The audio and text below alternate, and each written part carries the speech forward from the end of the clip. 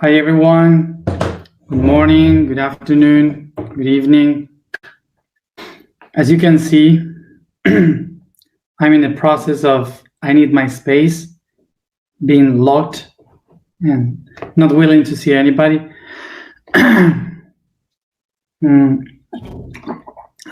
Thank you to those who gave me this t-shirt last time. I'm still painting and very, pardon.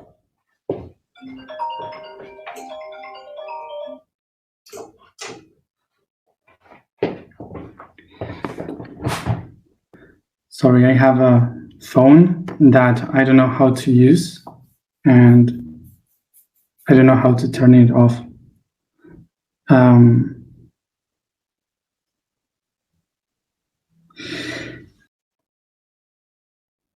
So I was just saying that I am in this kind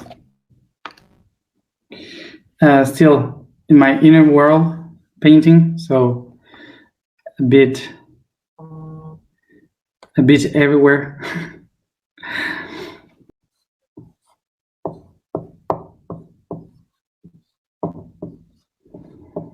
The topic for today is perish. So the word perish comes from the Latin perire, that comes from two words. One, per, meaning towards an end, and the other one meaning to go.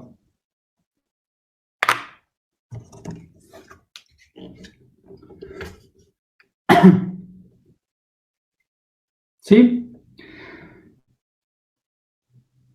So perish comes from perire, meaning towards an end, and the last one, to go. So to go towards an end.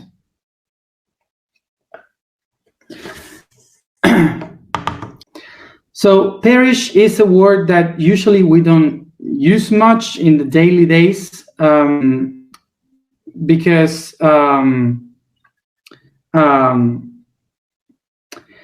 we don't use much this word because we usually to die or to, how to say, to get rotten.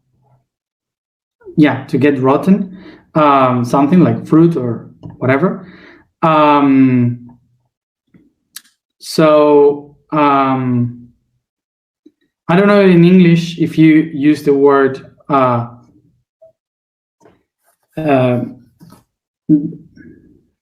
don't know if in English you use the concept of perish food or not perish food. I never said it in English. Perishables, you say? Thank you. Perishable foods. I don't know if you use. So in Spanish we use it most for that, but usually, thank you. Usually is a word used in literature, in poetry, which is more classy to explain death.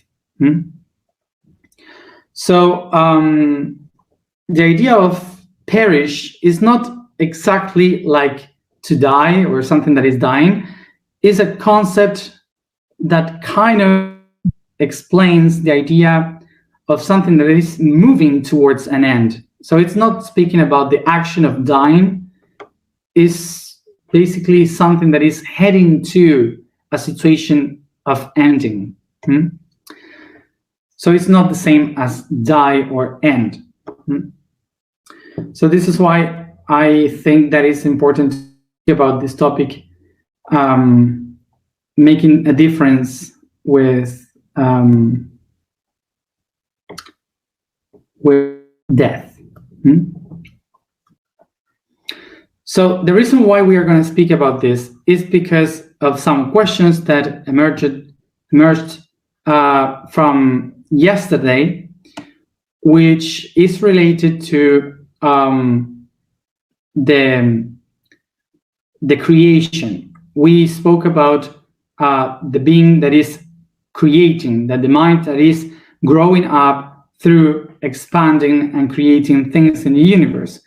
But suddenly we can find a question of so why this mind is willing to create and manifest and play would allow the destruction of things in the universe, why it would allow wars, conflicts, destroying in the universe, death. So this is why we're going to try to understand what it means for the universe to destroy and to perish.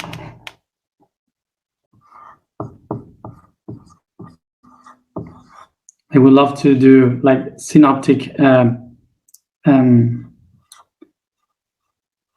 how do you say, synoptic organization, because I love to do this in school.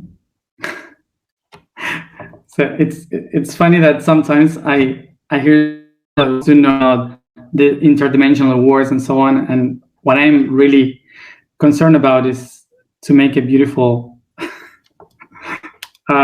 synoptic frame.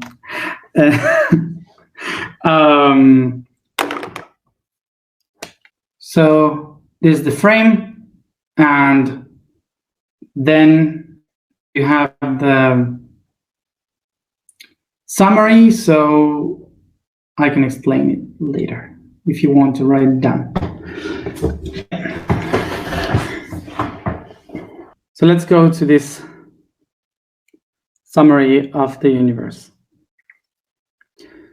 First of all, remember, everything begins because one unity decides to expand to come back to itself. Universe.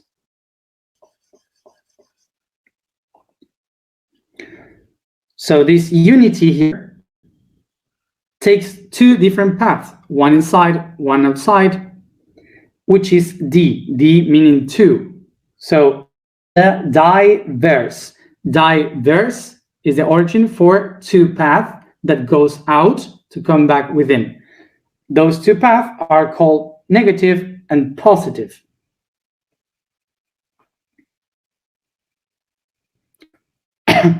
So this positive and negative, they will start to create everything, dividing by two different paths that we call constants, because they happen all the time, constantly.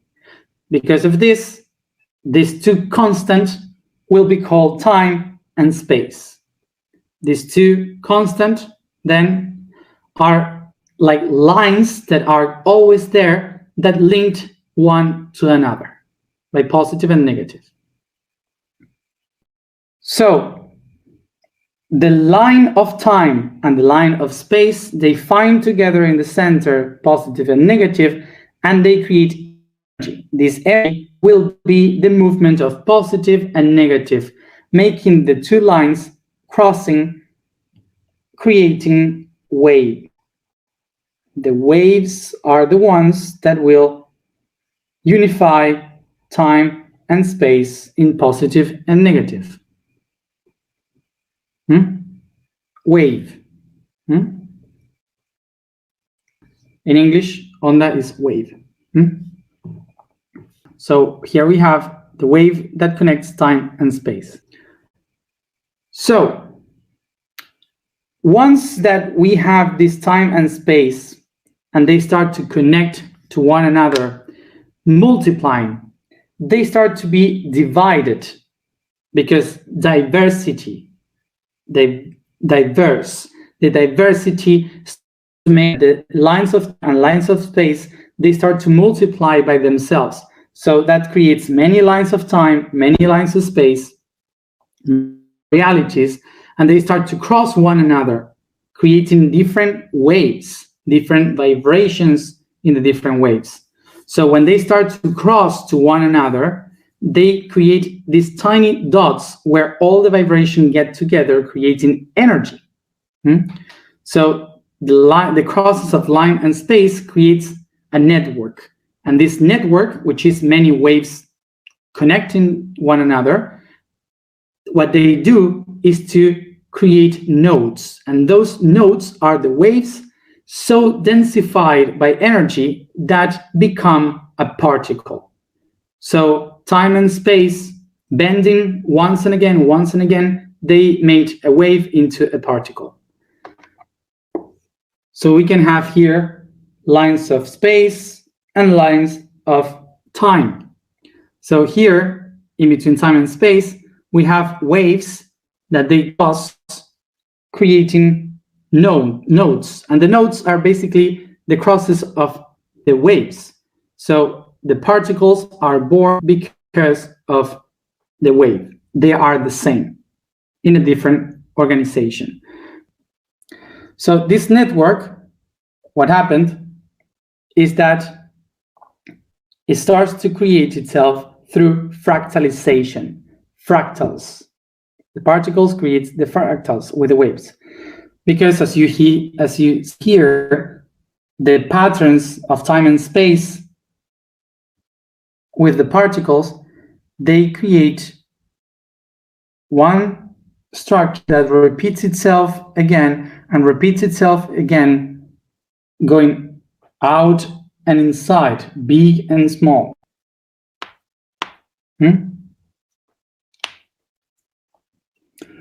Okay.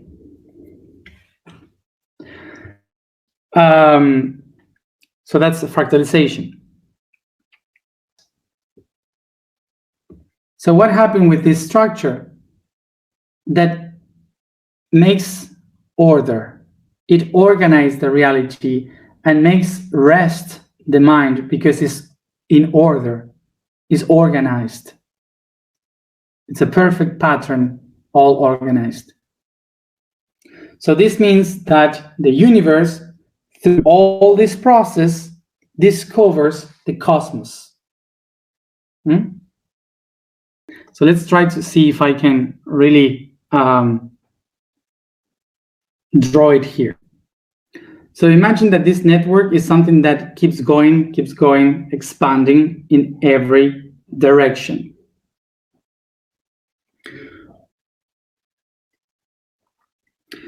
So there are moments that the lines of time and space, they start to curve themselves because they want to come back to the origin, to the center.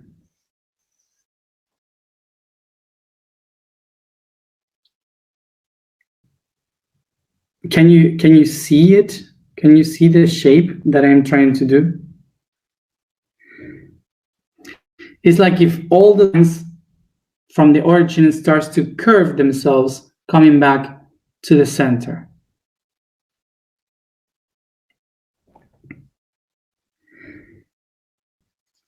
So what happened here? That in each here appears a new origin. So from it starts to emerge new lines of time and space. This is what we call multidimensionality.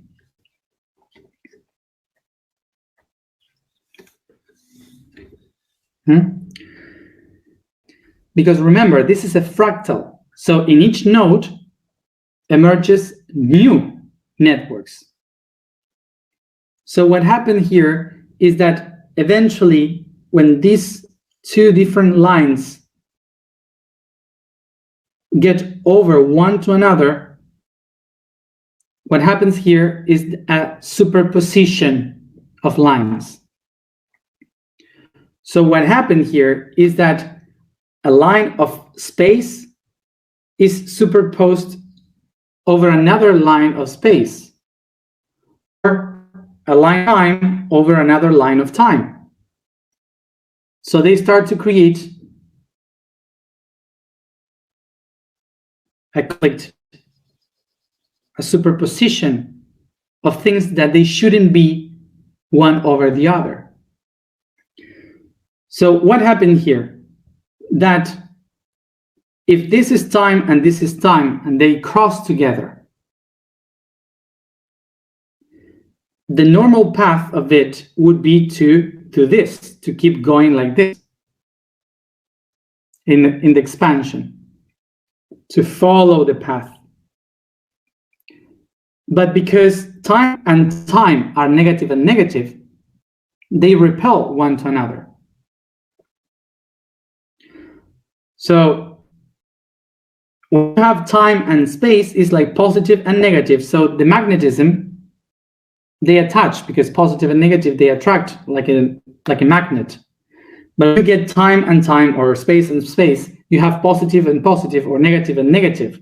So what happened is that they repulse each other like a magnet.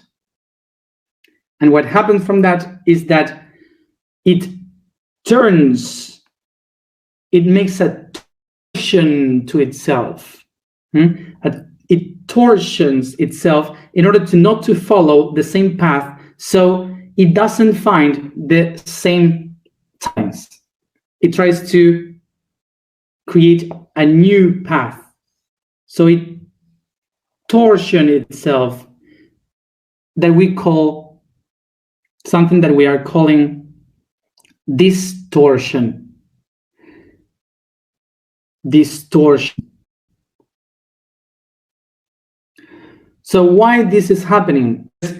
In the fractalization of the universe, it is so much expansion that eventually they start to come back to themselves, expanding and going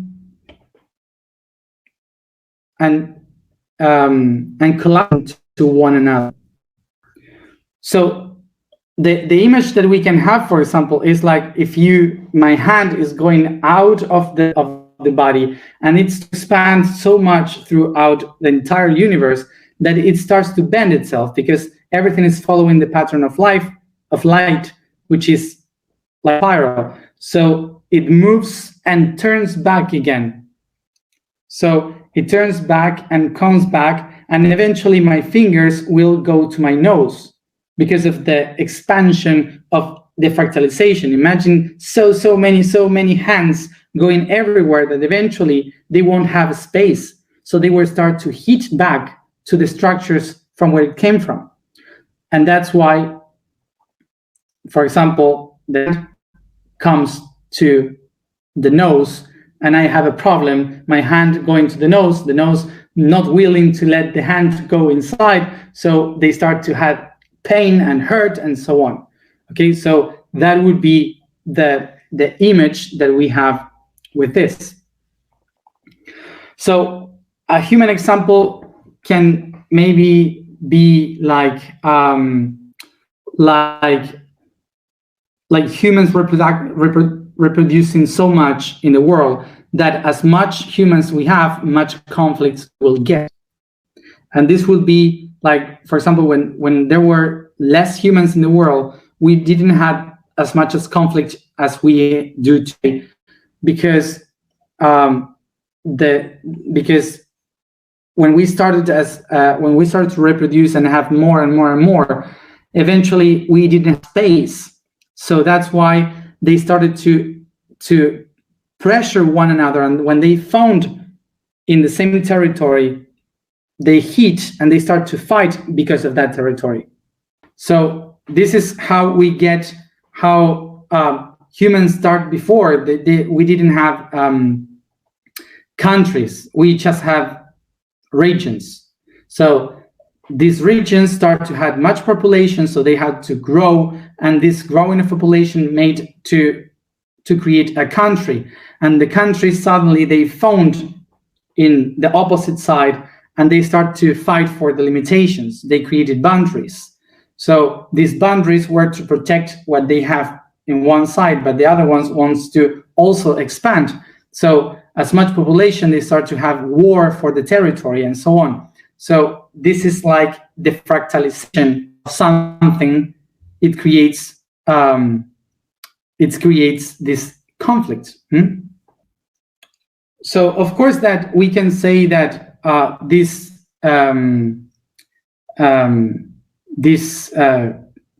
concept of wars and to fight for the territory could be silly from the human point of view, but this is not something that is human. This is everywhere. This is a fractal of the universe. For example, the grass. When we look at the grass, we may say, oh, it's so beautiful, these meadows and this beautiful garden. But what actually is happening there is a war. The grass is fighting a war territory. We see grass everywhere because they kill everything that can grow. So they go over the other ones, expanding as a fractalization in order to take control of the territory. So when we see something that is beauty and green, what really is happening is the grass fighting a war.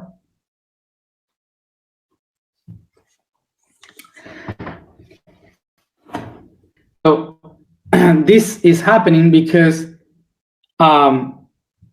not because we have a lot of space, it's because the space is one. Space is bending constantly, and that's eternity. It's constantly bending once and again, once and again. It's like if you have this room and everything inside this room starts to do itself by two, once and again, once and again. Eventually, the whole space will be filled and nothing could fit this space.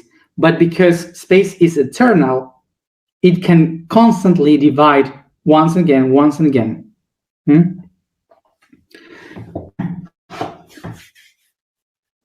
Okay, so as you see here, this is perfect organization. This is cosmos. And here you can see is a mess because it's open. It's not a closed system. It's open and it starts to open once and again, once and again. And by this opening, constant opening, we get chaos. Chaos comes from the Indo-European language "geh," that means to yawn. Yawning. Why? Because yawning is to open very much something, the mouth. Okay, so this is chaos.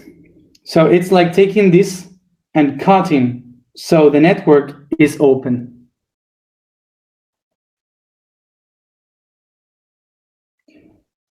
So now, if everything would be in perfect order like this, nothing would exist. Because perfect order means that nothing really is divided. There is no originality. So this is a network that is constantly the same.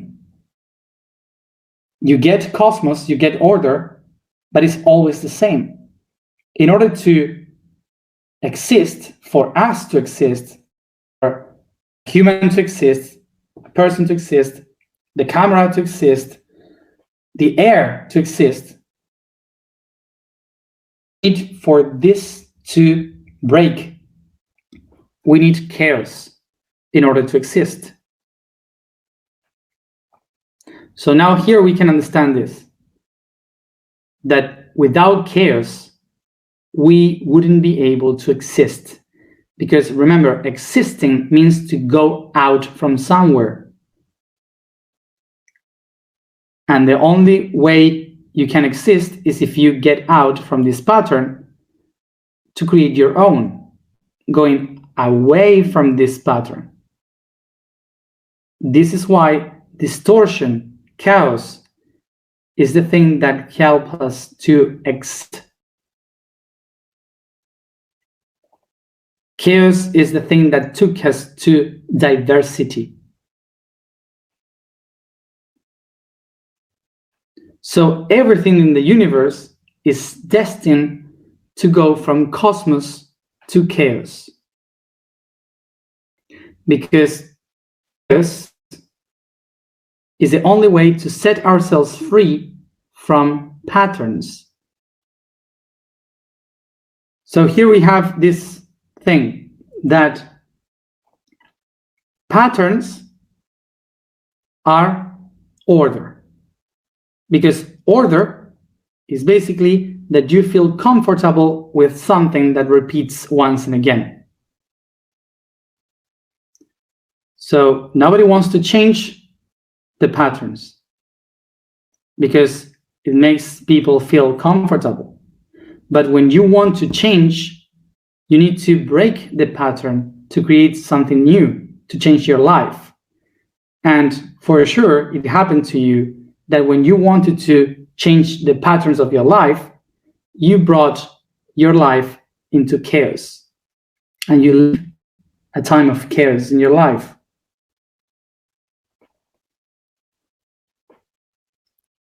Didn't you? Chaos is a synonym of evolution. Cosmos is a synonym of stability.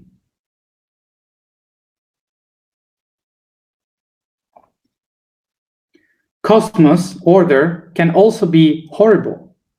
For example, the people that get in relationships that their partners hit them, kick them, do bad stuff to them.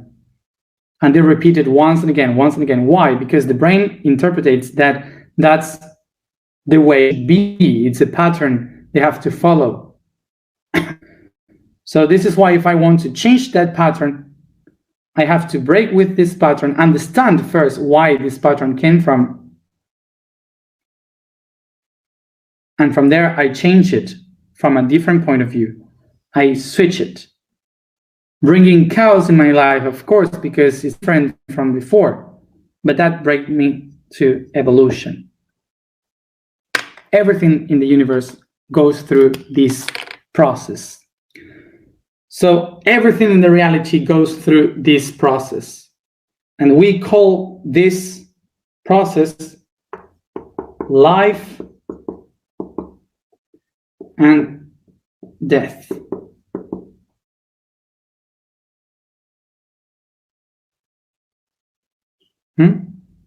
Life and death. So what do we have in between? We have the path from life to death, from cosmos to chaos. And that's what we call to perish. That's why in the past, they used to tell us, welcome to life, the path towards death. Del universo. Because we could understand in that time that going to death, chaos, is nothing else but a way in which the body, the reality, distorted itself through evolution. Nothing really dies in the universe. What really happens is that evolves. So to perish is a path of evolution, but we see that as a defeat. We are so much attached to the idea of the patterns of the cosmos, of life and existence, that we are afraid of change in chaos and evolution. We think that death is like the ones that defeat life, when in reality, death is the one that gives meaning to life. This is a constant of transformation. This is why death takes us to another way of organization. It transforms ourselves in a different pattern, what we call to rebirth, reincarnation. So to recognize that we live our lives perishing, that we are heading to chaos, to death, helps us to set ourselves free from the shapes, from the forms, acknowledging that all what we do is in order to transform ourselves in something new, something different. And what is this all about? To keep transpassing data, information, energy, constantly, once and again. Evolving into different ways, better ways, in which we can exchange that information. So what this makes to us, to acknowledge what is to perish, helps us to keep going, acknowledging that all the things that we love, all the things that we believe and we want for them to exist are not forever. That we must embrace the idea that they will transform themselves. So we cannot get stuck in one of them because they will be transformed. And if that transformation is not done by ourselves, the universe will get in charge of doing it.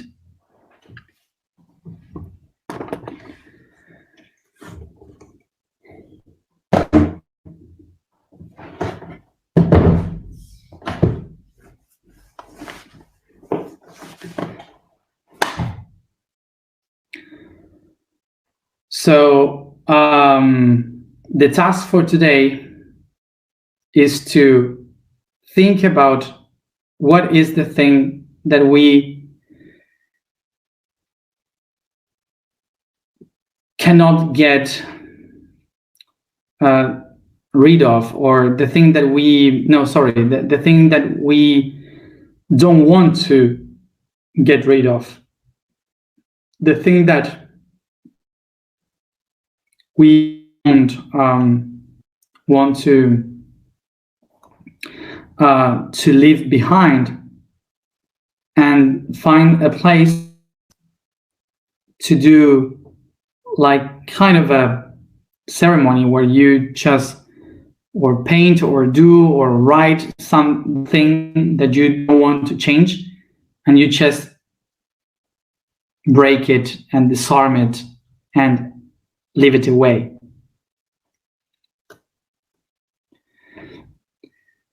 So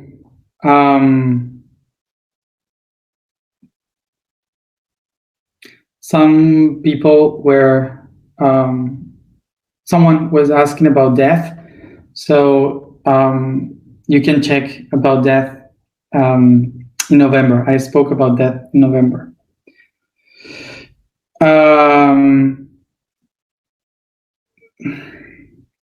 So the task for today, for example, as an example, I don't know, each one can find its own way, but imagine, I don't know, like drawing something that you love the most and you really like, and you don't want to get rid of this, and put fire in it, set fire, and burn it and to ashes. That's it. Let's go to the information for today. The statement for today is, I am the designer of paths. The quote for today is Europe. The heart chakra expresses in the planetary matter in the form of Europe. Its energy is of expansion, beauty, fluidity, creativity, even though the same flow speaks of economy, administration, nations, and civilizations.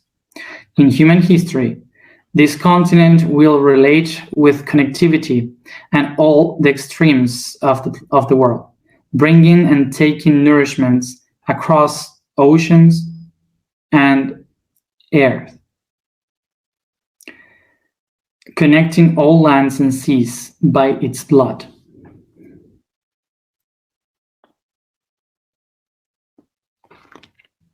So let's go to the alignment. Sit comfortable, close your eyes, and concentrate in your breathing.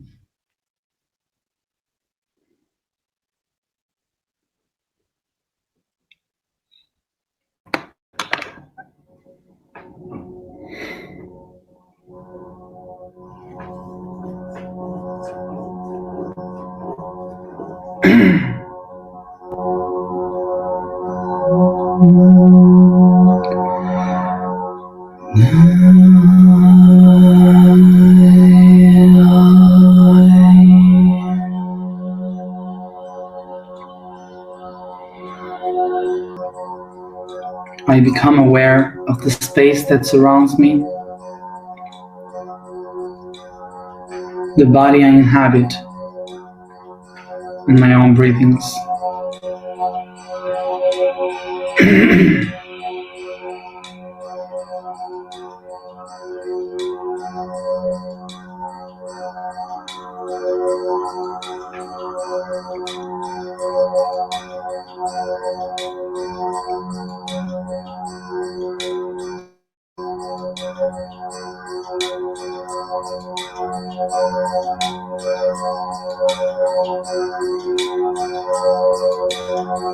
I observe a divine spark under my feet, the light of my body, and I ignite it.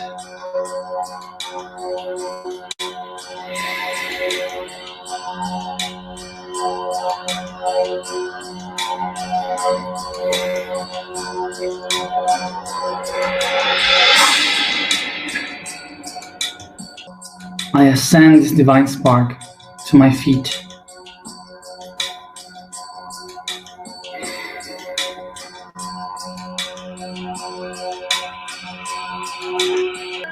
I recognize my feet as two sacred lakes that give birth to two rivers, one white and the other blue.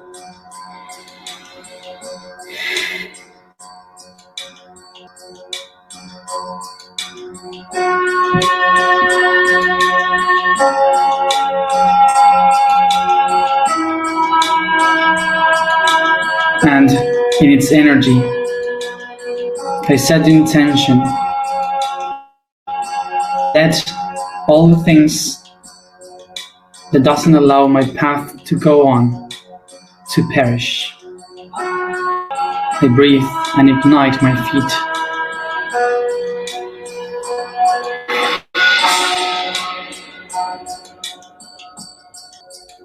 I ascend this divine spark to my knees.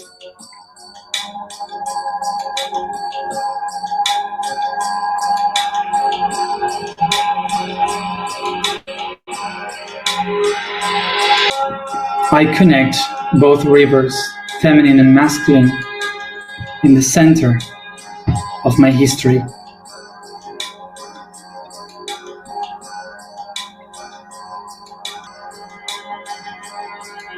And I set the intention to let perish all those things that doesn't allow me to on from my history.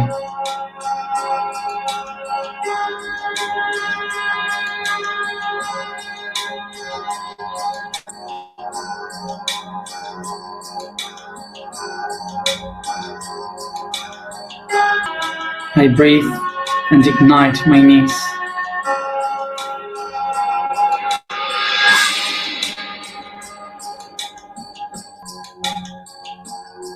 I ascend this divine spark to my root chakra.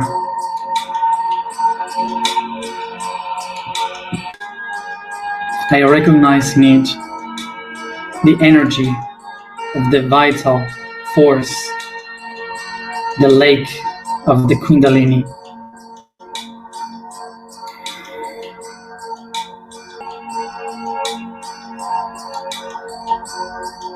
And I set the intention to let perish all those things, my desires, my needs, doesn't allow me to keep going on in my life.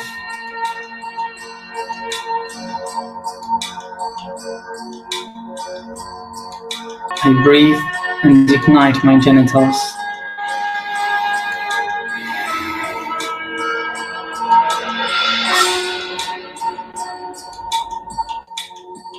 I ascend this divine spark to my sacrum chakra.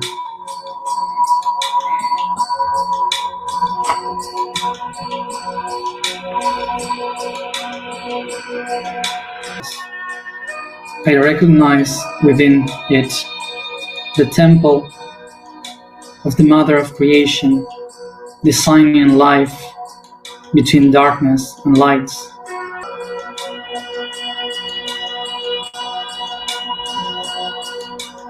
And I set the intention to let perish all those things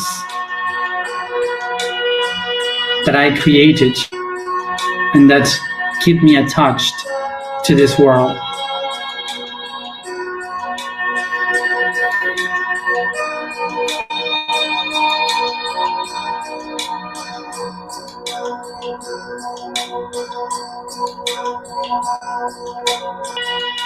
I breathe and ignite the sacrum.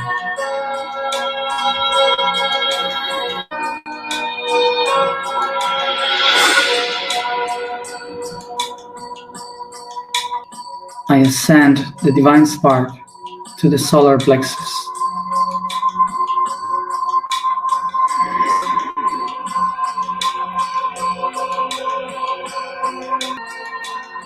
And I recognize in it the temple of the body, where I find the attributes of my being.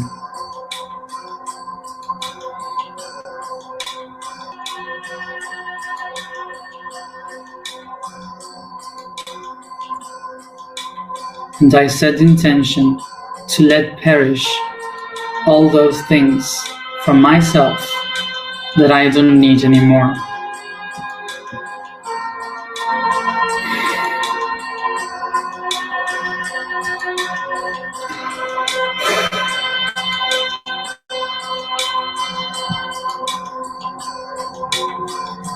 I breathe and ignite my plexus.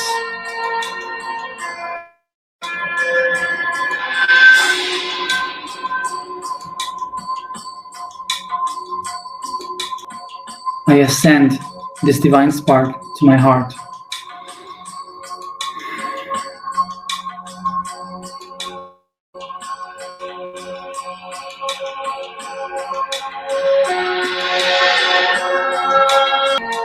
And I recognize in it the temple of life and love irradiating to the world.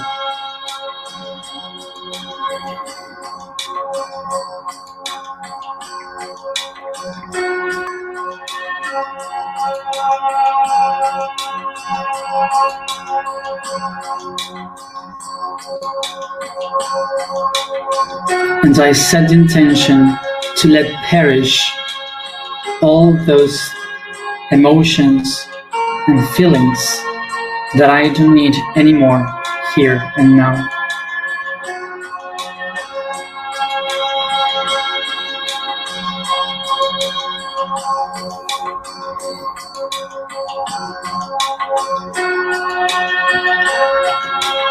I breathe and ignite my heart.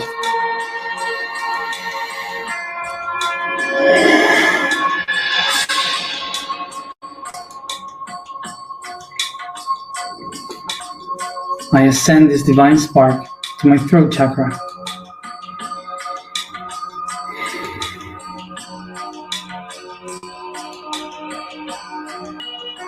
And I recognize in it the temple of the sun, irradiating its light, its rays of light, with truth to the entire world. And I set the intention to let perish all of my lies.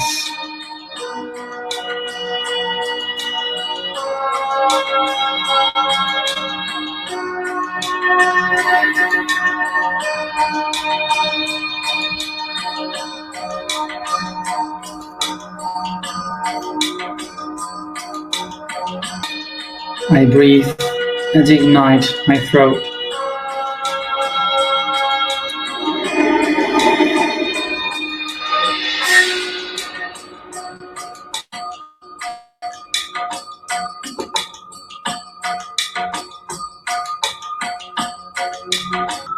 I ascend this divine spark to my third eye.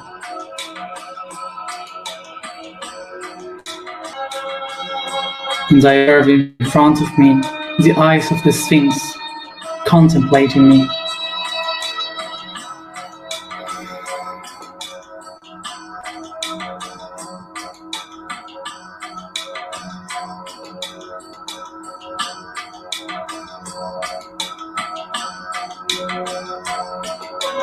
And I set the intention to let perish all the ideas that I had for myself and the world.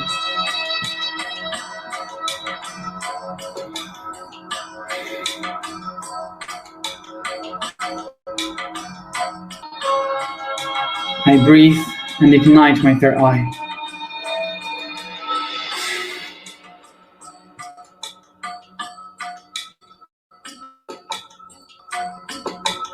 I ascend this divine spark to my crown.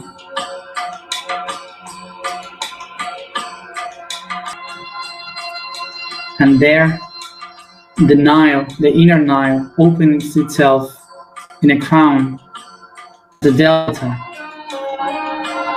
delta like a lotus, surrounded with pyramids as a crown. And I set the intention to let perish my beliefs about all things.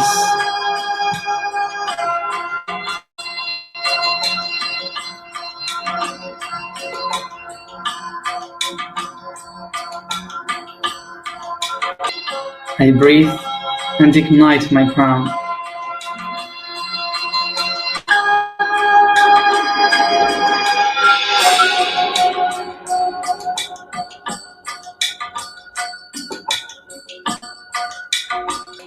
I recognize that this inner initiatic path helps me to set myself free from all the things that I don't need anymore, so I can move forward.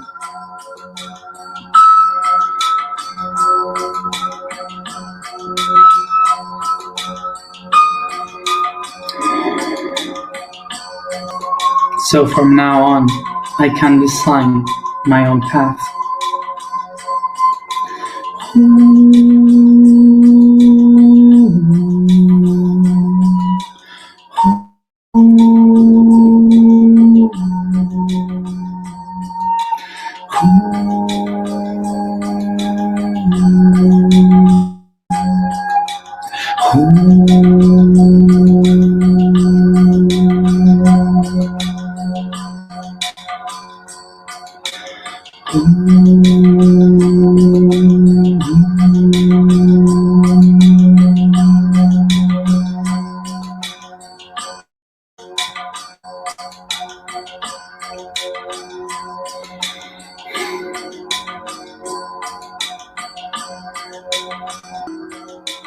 I am the designer of my path. I am the designer of my path.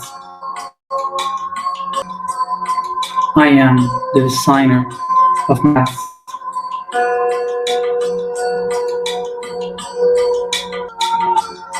I am I am.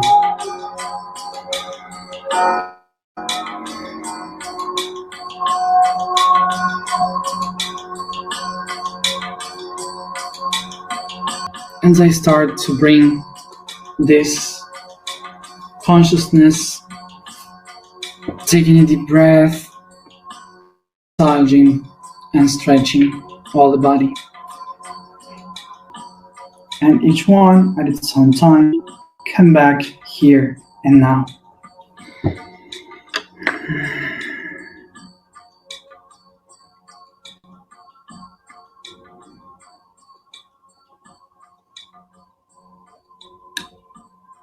Thank you everybody for being here another day, and see you tomorrow at the same time.